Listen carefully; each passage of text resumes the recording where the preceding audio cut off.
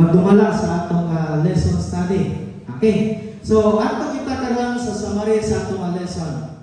Ang atong lesson mga kaigsunan, panaghiusa diha kang Kristo. Grabe ang struggle. Actually, grabe ang struggle ni Apostol Pablo sa una samtang siya nagdumala sa iglesia. So siguro si Apostol Pablo niya itong panahon na muna siya Presidentes Mission ba? No? Presidentes Mission. Nga din nga iya gyud nga ginatanaw kung unsa ang kahimtang sa palibot sa mga distrito, sa mga iglesia. No? Kaya aduna gyoy mga pagkabahin-bahin. Tinuod dili. Sa ilang bang panahon na o hangtod sa atong panahon karon? Hangtod karon. Tinuod din ang kaigsunan.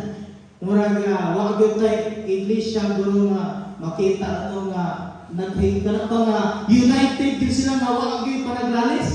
Na ba? Ang siguro dili sa Banugo, murag wa gyud panaglalis diri. Amen. Amen. Kusog-kusog wala kini kusog-kusog kami. Ako na nagsara. Okay. Kuna nagsara. So, di kita malikayan mga kaigsunan.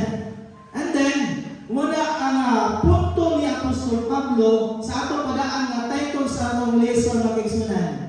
Tungod kay di magyod kaya nga maghiusa ta sa una kay lahi kita una-una. Tinuod dili. Ang atong idea lahi Dios inyong idea. Ang ato nga gilikanan lahi Dios sa atong gilikanan sa inyong gilikanan kung di kasabot nag-abot lang ta diri nga lahi ang ato nga panguna-una o di gyud malikayan nga ato nay panaglalis. O isa sa gihatag nga rason ni Apostol Pablo nganong adunay panagkabahin-bahin mga kaigsunan muna panaglalis. No? Ilabi na kung aduna tay mga gina-idolize.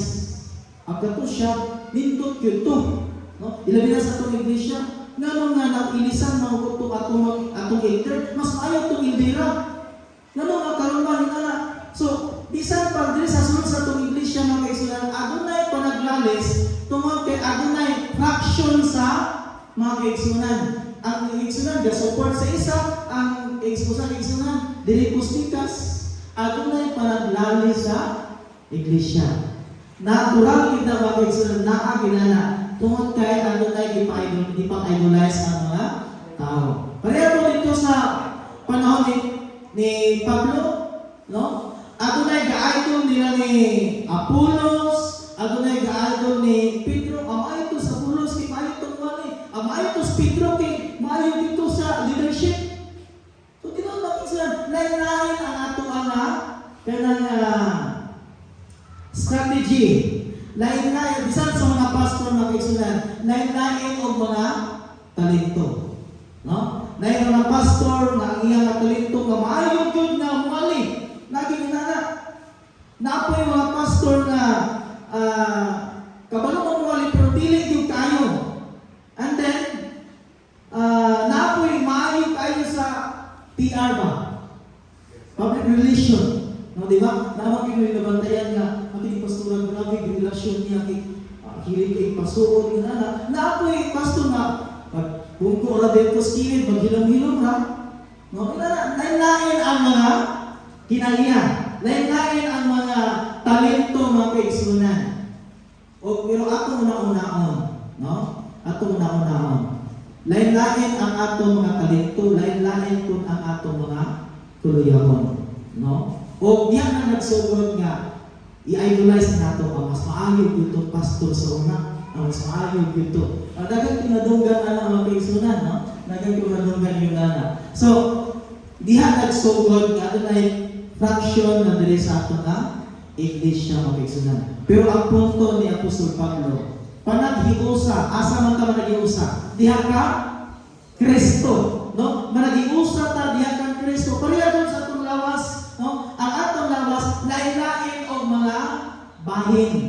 Lain-lain ta og mga gibuhaton, no? Ang kamot na siya specific na buluhaton, ang tiil na siya specific na buluhaton. Ang kamot dili siya makahimo sa buluhaton sa tiil. No? Ang mata dili makahimo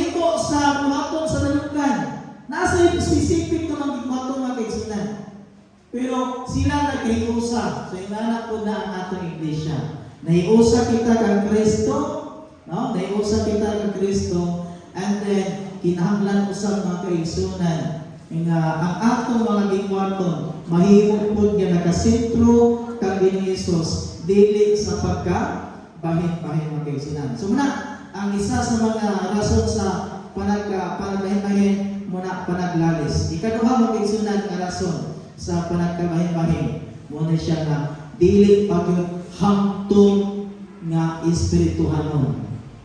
No? Dili pagyud hangtong espirituhanon. So, mangutanong ko karon ninyo diri. Yun sa ninyo pag-describe sa usa ka tawo nga makaingon gyud mo kana hangtong na gyud na espirituhanon. Unsa inyong mga tinayunan? Okay, click on sa pagpangalagad, Sister Winnie. Dili dali noon. Unsa mo yan? May pagpugong sa kaugalingon. Wala pa itong maapit na daghang na memorize na Bible text. Wala na maapit. Wala na maapit ka itong maayong buwali. Ha? Nagduha-duha na mo. Ayun na. Wala itong maapit itong maayong mo debate. Ha? Apil na. Ito po na. Okay, okay. So, salamat kayo sa inyong mga idea. No? Salamat kayo sa inyong idea. Osmond ko, isa sa lakog yung rason nga adunay panaglalis o panagtingkil sa atong iglesia tungod kay daghan pa sa mga kaigsunan nga dili pa gyud hangtong sa pagka Kristohano. Dili pa hangtong ingon sa tan-aw nato ang espirituhanon mga kaigsunan. Ano naman? Tinuod na. Bisan pa daghan tang mga Bible verse na nasa ulo, bisan nasa ulo pa nato ang Biblia, pero dali kay ka magluon. No, isulti ni Sister Winnie nga gamay nga istorya manunggan magluon na din ang simba. Oh, di kaya kung di ka hangtong. Bisan pag nabasa na nimo timog Biblia. No? No?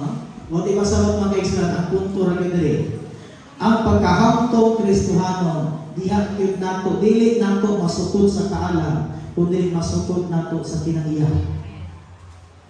Gusto ko ang pagkahangtong sa pagka-Kristohanon o espirituhanon nga pagkahangtong mga kaigsunan di nato masukod sa kaalam.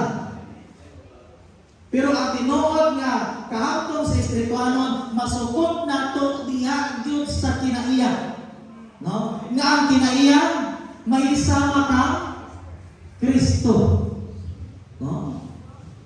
Kana siya nga maayo tang mo debate, maayo tang mo tubag sa mga pangutana, maayo man na, importante na siya.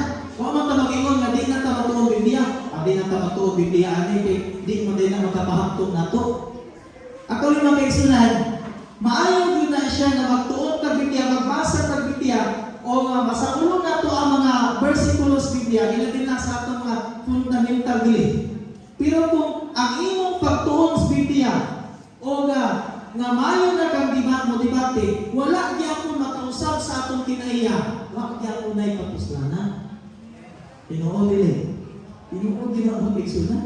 Wala gyapon na ipulos ko, wala gyapon mausap ang atong kinaiya. Wala giingon ko nga ang sugdanan gyud sa pagkahangtong mao gyud ang kinaiya. Wala gisulti ni Apostol Pablo. Ang mga dili hangtong diya sa unang Korinto 3:1 sama sila sa bata. Ano sa mga bata? Dili ko na ihangtong.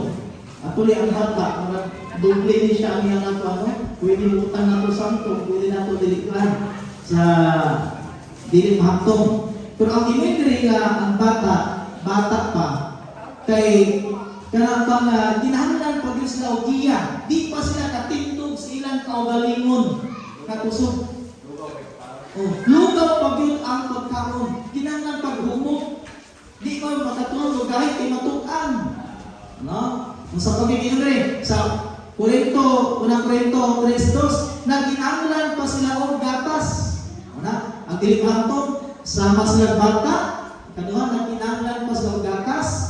Ikatulo, unod-unod or karnal ang ilang pamuna-una. Ang ilang mga pamuna-una napas mga kalibutanon nga mga butang.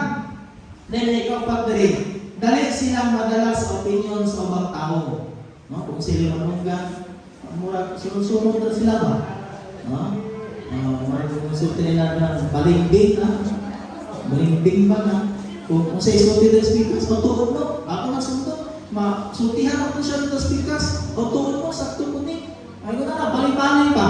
No? Walay yung panindugan. No? So, na mag-isunan. Pero ang espiritualong na hamtong, yun rin, sama sila sa mga hamtong. Diyan sa unang Korinto 14:20. Makadawat na sila o lik-on ng espiritualong pagkaon. No, ilan na ma-digest na nila ang mga gahit na pagkapagkaon. Diba sa mga problema, bisag pagdagkong mga problema, ma-digest na nila nga bisag dagkong mga problema, wala gyapon maapektuhi ang ilang na pag-alagad. Nagisagin na sa mga ilahanan na to nga bisag daghang problema, pero ang ilang pag-alagad wala yun maapektuhi. No? Kaya dito sa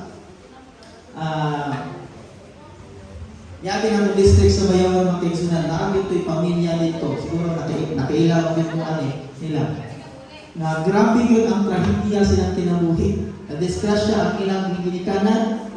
No? Ang mamagpapa nila kay gamotor niya nagpagkakapos na ang motor o niya nagdalamas na gasolina, nasunog yung ilang lawas. Wala mas na direkta namatay na hospital pa mag-is na ng bunga. Pero wakis lang ang dugay, unang namatay unang namatay, ang bayi o ito, grabe ba ito? Kasi nagsulog sila Makigsunan. Grabe yun ang mga trahedya silang tinabuhi. Di maayo po ito mga lawas po. No? Di po ito tayo nga gulang. Pero ang pinimagtiayo na namatay din Makigsunan. Pero ako ito'y nakita sa ilang na pamilya. Grabe yun kalikon. No? Grabe yun kalikon. Wala kang mapituhin ang ilang pag-alagan sa Timo. No? Ang ubang pa siguro ako way sa kapilang na bulan, di mo simba. Gamay problema, gamay lalay sa panang asawa, atin ta mo simba ron, sa sitang away. Ano ba? Nga, apilon na ang atong pagsimba sa mga problema.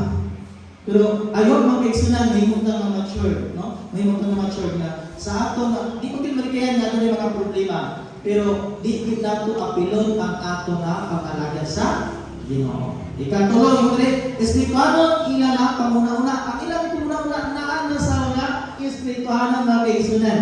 And then ikaw pa, ano na sila espiritualon pagsabot o pag-ilang. No? Moto nga ako nga lisot ay ganina na mahilhat with nato. Isa ka tao na nahimo na siya na matured Kristohano, makita gyud nato sa atong tutag sa mga kinaiya. Kaya atong goal as a Christian, muna kapila na ibalik-balik ang quotation ng Makigsunan na dunggan siguro nato na our goal as a Christian is not to be in heaven, but to be like Christ. No? Ang atong goal na may sama ta ng Kristo, kaya ang langit Makigsunan, more than a city, reward na to. No? Mingon ato nga gasa na atong maangkod kung ang atong kinaya may sama na ka Kristo. No? May sama na ka Kristo ang ato nga protag sa mga kinaya mga Makigsunan. Muna sa ato ang punto sa atong lesson, kinahanglan din nato nga dunagi ang pagpaubos. Henry, sama usab ka karon sa unang siglo ang mga tao nabahin tungod sa ilang political, filosofikal, reliyoso o uban pa mga pagtuo.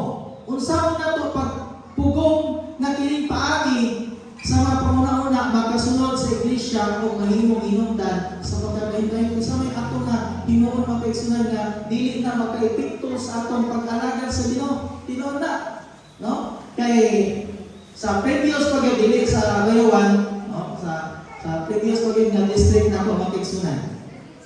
Naagyo to'y iglesia na natunga. Ang rason natunga sila tungod kay politika. No? Kay wala sila, dili sila kontrapartido sila, And then ang usa nakadaog, ang usa pilde. No? Barangay na ha, so barangay election na. No? Daog ang usa pilde. Unya naanay mga tuna, wag yun, magkakasunod. Kapila na usaya, maghaluganay, pero humaghalog. Ini tarik-taray, mura gyapon. Mura gyapon magkakasunod. Muna nga, bisag doon kayo si Mato. Sa pumagwalihan na ito, magamit o kini nga sound system, matunggalay lang pikas-pikas. Ang doon kayo mga simbahan, apa nagkabahin tungkol sa politika. Panaglalis. So, mga pag-isunang bantayan ang binato na, no? Bantayan ang binato na. Nga, ang kalimutan ng mga butang mag-isunang, ang kalimutan ng nga, dili yung punta mag-epekto sa atong pag-alaga. Pero naman yapoy panalangin, no? Kaya naman, nilaghan ang simbahan, and then, nabahin po ang mga leader. Okay, for example, dako na kayo itong simbahan na mga leader, ang upan anak, magpungko na lang doon. Ang pungko lang tani, kinaamay, pag yun, amay na tumalang. Ang upan na, naik kapasidad, magpungko na lang. No? Pero ato, kinabahin sila, daghan ang himong na leader. No? Daghan ang nagdumana sa iglesia. Unang sa'yo, mag-ingat ka, ang pagkabahin-bahin, ano na yung negatibo, pero naapoy positibo. No? Depende mga kaibigan. No? Pareha po dito sa simbahan na ako yung ganamat na ako buot. No? Di mama, dito mo si mama nga nagbuot, mga kaibigan. Ito sa part sa Mabinay. No? So na, sadya kayo nila, simbahan mga kaibigan, sadya kayo. Mga Sabado, magkiusa, daghan kayo pagsimba. Uy, nabot na panahon. Adunay panaglali sa simbahan. No? Adunay panaglali sa iglesia. Ang resulta mga kaibigan, tukod o simbahan dito spikas. Ang usa, tukod o simbahan dito. So, una, negatibo. Pero nagyan po positibo. Kaya pag tukod o simbahan dito spikas, ang mga backslider dito, di balik o simbahan.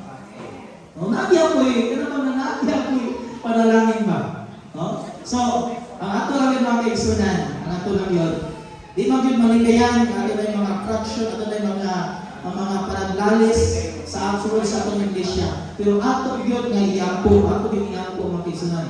Nga kini nga panaglalis, no? Kini nga mga butanga, ato na may mga negatibong epekto, ato na may mga negatibong epekto na atong paglaga. Pero I hope na mahimot kita mature, kaigsunan, mahimot kita mature, nga din para nga ang mga panaglalis, mahimot niya po na itong positibo na butang nga magkapalayan niya po taas pag-alagan sa Ginoo. Okay? So, diyan ako ito, mga pagsamay sa itong lesson, pero dapat tayo